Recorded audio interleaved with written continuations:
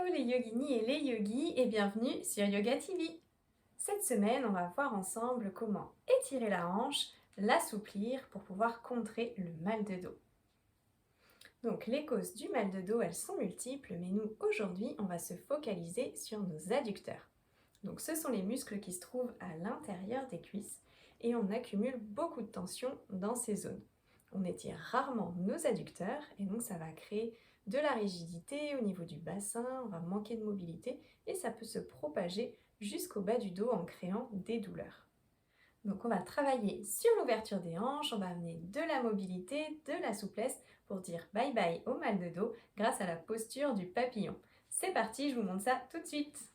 Donc on va commencer par se placer assis en tailleur sur notre tapis, puis on va venir coller nos plantes de pied ensemble et on va essayer de rapprocher les talons le plus près possible de nous.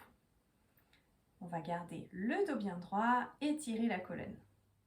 Donc si on a du mal à garder la colonne bien étirée, si on sent que le dos part un petit peu vers l'arrière, malgré le fait qu'on s'accroche fermement à nos pieds, ou si on sent qu'on a un peu des douleurs au niveau du bas du dos, on utilise un support. Donc on choisit un support plutôt rigide, plutôt solide, soit un bloc de yoga ou alors un gros livre. Et si vraiment vous n'avez pas ça, il vaut mieux, plutôt qu'un coussin qui est un petit peu mou, prendre un plaid ou une couverture qu'on va replier plusieurs fois pour vraiment venir créer de la hauteur.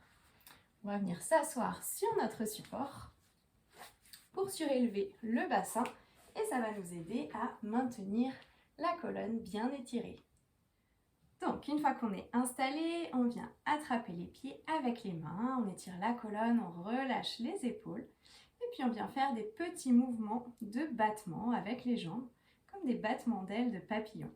On commence par réchauffer doucement la hanche, les muscles sont bien engagés, le dos reste actif, tonique, tout le corps est gainé. Et puis on va aller de plus en plus vite, faire des mouvements de plus en plus amples.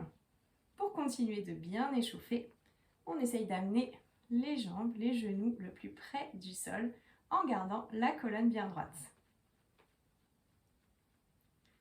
Et puis on va relâcher la posture. Donc deuxième étape, on va venir inspirer profondément et étirer la colonne.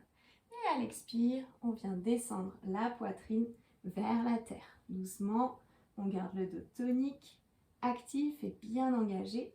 Tout le corps est engagé et on ne bloque pas la respiration.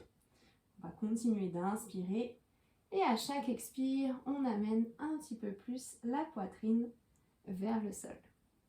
Donc on sent l'étirement intense au niveau des hanches. On continue à respirer profondément. Et puis prochaine inspire, on va se redresser doucement.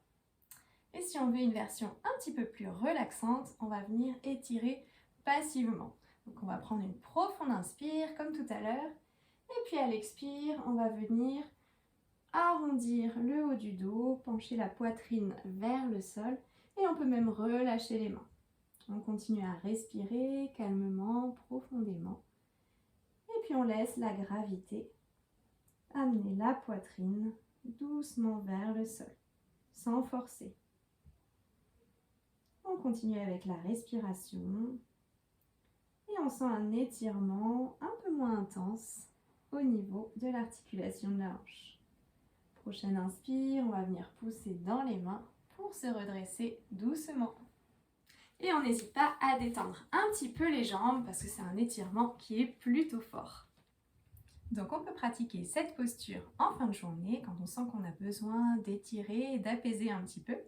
On peut aussi pratiquer avec les enfants pour les aider à évacuer un petit peu le trop-plein d'énergie ou alors pour les aider à s'apaiser en fonction de la variation qu'on choisit. Et puis on peut aussi pratiquer dans une séance de yoga plus complète ou à tout moment si on veut travailler la souplesse. Je vous souhaite une bonne pratique, à bientôt.